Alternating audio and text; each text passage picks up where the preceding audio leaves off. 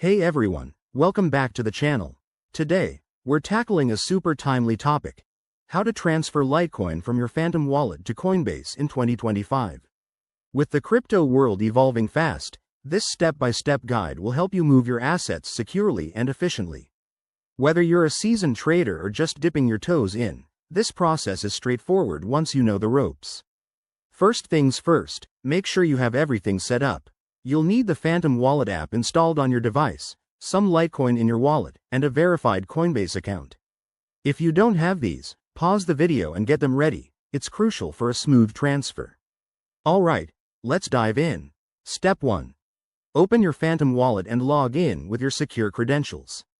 Double-check that you're on the main dashboard where you can see your Litecoin balance.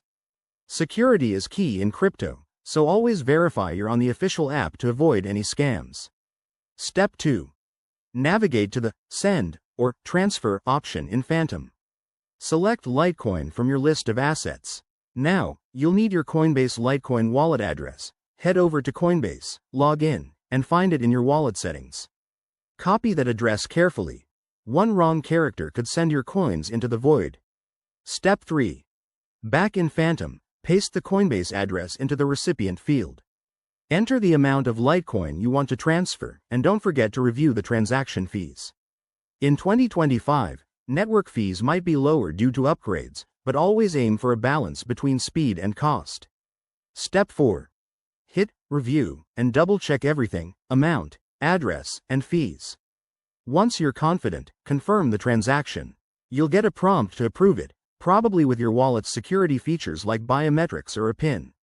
Finally, sit tight and monitor the transfer.